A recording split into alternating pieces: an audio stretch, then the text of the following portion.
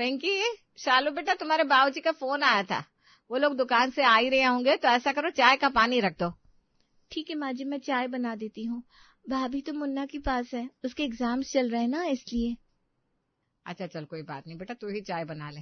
देख बेटा, घर के आदमी बड़ी मेहनत करके 4 पैसे कमा कर लाते हैं, पूरा दिन दुकान पर ग्राहकों के साथ दिमाग खपाते हैं। घर में घुसते ही एक कप गरम गरम चाय मिल जाए ना, तो दिन भर की थकान मिट जाती है। इसलिए जब भी वो घर लौटे तो उन्हें 1 कप चाय जरूर पिला दिया करो। और मेरी ये बात हमेशा गांठ बांध कर रखना।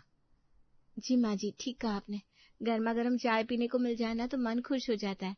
और वैसे भी हम तो इतने खुशकिस्मत है, हमारा अच्छा बुरा समझाने वाले आप है ना हमारे पास, तो सबका मन खुश कैसे नहीं रहेगा। बेटा, मैं तो आज हूँ, कल रहूं ना रहूं, इसलिए अपने जीते जी इस घर के सारे तौर तरीके तुम दोनों को समझाना चाहती हूँ, ताकि मेरे जाने के बाद ये घर गृहस्थी चलाने में तुम्हें कभी कोई दिक्कत का सामना न करना पड़े।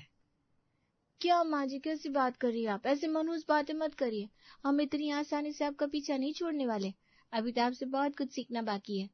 अच्छा चल, तू जा फटाफट पानी रख दे चाय का। और हाँ, ध्यान रखना, अपने पापा जी की चाय में तुलसी के पत्ते, अदरक, इलायची सब कुछ डालना, तभी उन्हें चाय में स्वाद आता है।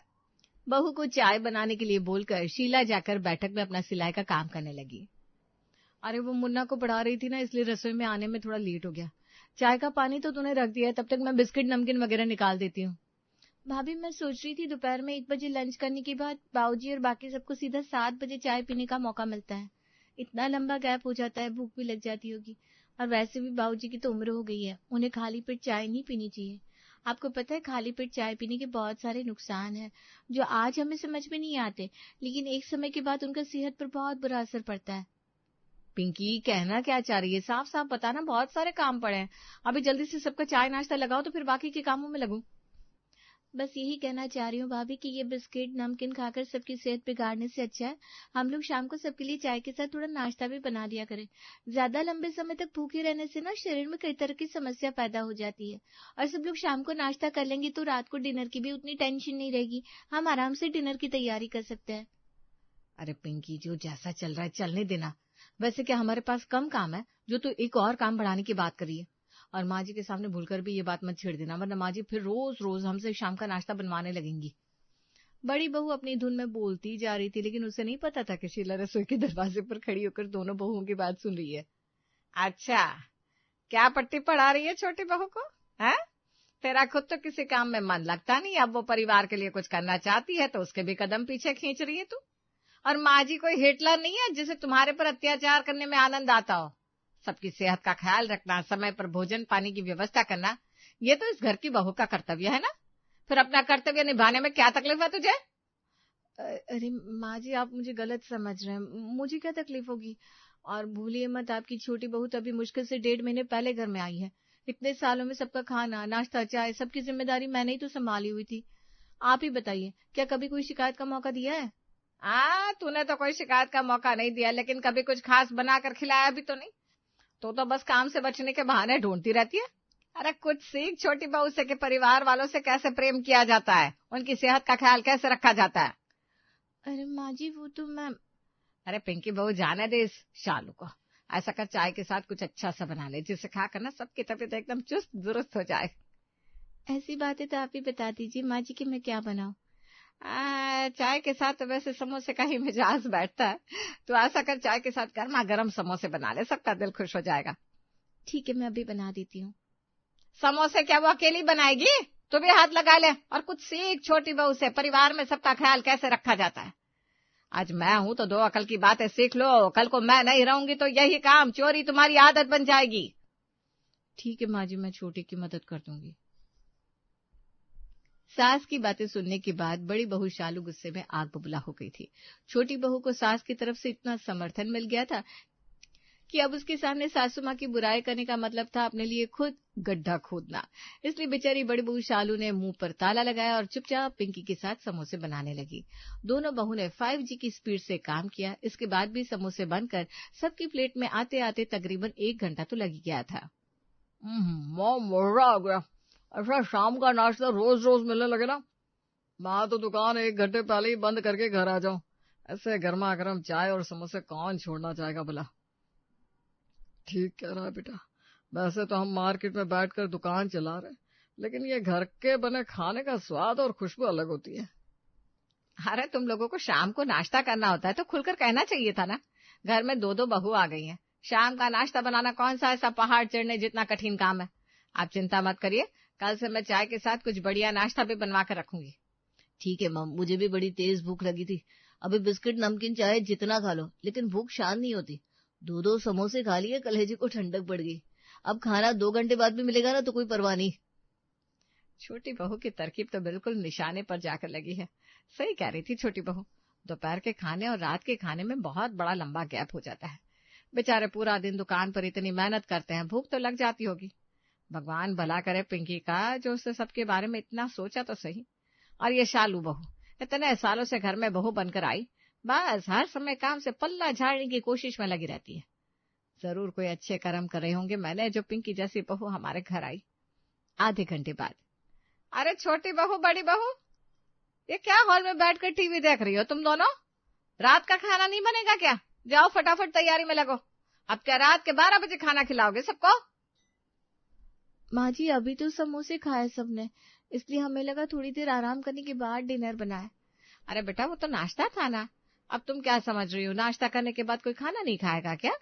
समय से अगर खाना नहीं बनाओगे तो फिर फायदा क्या हुआ? बात तो घूम फिर कर वहीं आ गई ना कि शाम को नाश्ता कर लिया तो रात का खाना टाइम से नहीं बन रहा है।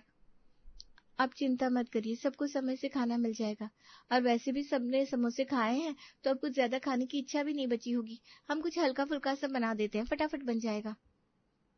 अरे यार, अब तुम ये दाल वाल बनाकर मत रख देना।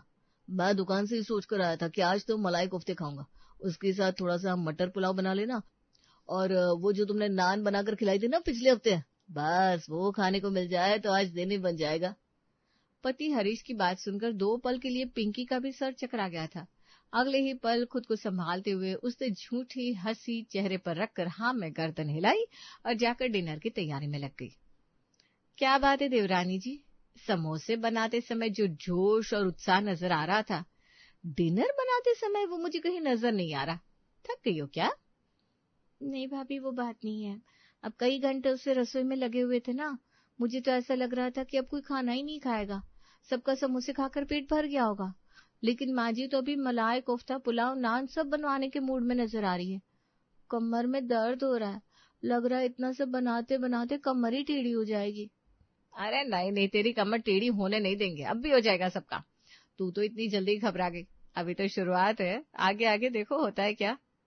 भाभी सच सच बताओ, ये जो आपने अभी अभी बोला, आप मुझे डराने के लिए कह रही हो या वाकई अभी कुछ धमाका होना बाकी है?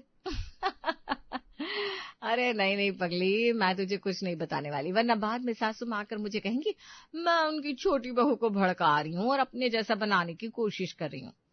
उन्होंने तो मुझसे कहा है कि मुझे तुमसे कुछ सीखना चाहिए।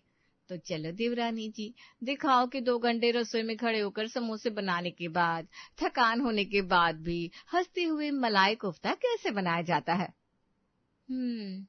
अब मुझे आपकी बात थोड़ी थोड़ी समझ में आ रही है कि आप कहना क्या चाह रही हो। अरे मेरी बातों पर ज्यादा ध्यान मत दे, मलाई कोफ्ते पर ध्यान लगा, वरना सासू माँ उसका भी ठिकरा मेरे सर फोड़ देगी।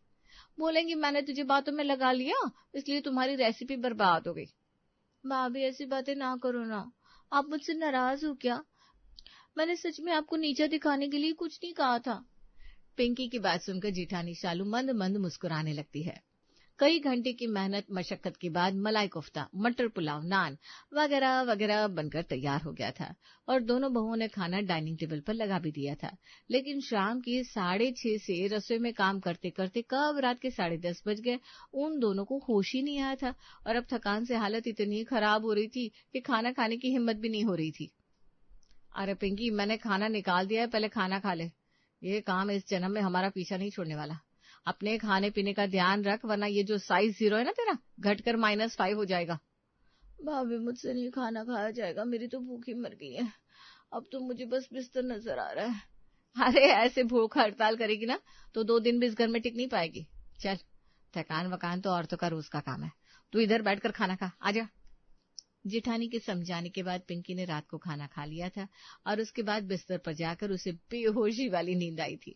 सुबह 6 बजे ही सासू माँ ने रसोई में बर्तन पटक पटक कर अलार्म बजा दिया था, जिसकी आवाज सुनकर दोनों बहू उठकर बैठ गई। अरे यार हरीश, माँ जी को सुबह सुबह क्या हो गया? बर्तन तो मैंने और भाभी ने रात में धो दिए थे, फिर ये बर्तन क्यों पटक रही हैं? माँ बर्तन पटकती है इसका मतलब ये होता है कि माँ गुस्से में है। जरूर तुमने कोई गलती करी होगी जिसकी वजह से मम्मी को सुबह सुबह गुस्सा आ गया। अरे मेरी तो भी आँख भी नहीं खुली, आँख खुलने से पहले गलती भी कर दी मैंने। कमाल का लॉजिक है तुम्हारा। क्या हुआ माँ जी? ये बर्तनों की इतनी जोर जोर से आवाज आ रही है इतनी सुबह सुबह? अब रसोई में क्या कर रही हैं? सुबह के 6 बज रहे हैं। घर में दो दो बहू होने के बाद भी मजाल है जो दोनों में से कोई भी उठकर रसोई तक आई हो। अरे सास ससुर को चाय नाश्ता देने की जिम्मेदारी तुम दोनों की है ना, या उसके लिए कोई और रख ले हम? माँ जी वो रात में थकान बहुत हो गई थी ना, तो मैंने सोचा आज थोड़ा एक्स्ट्रा सो लेती हूँ। और काम की अब चिंता मत करिए, वो तो मैं और भाभी मिलकर फटाफट निपटा देंगे। घोड़े बेचकर सो रही हो दोनों और कह रही हो कि काम चुटकियों में निपटा दोगी। रहने दो, अगर हमारी चाय बनाना बोझ लगता है तो हम खुद बना लेंगे।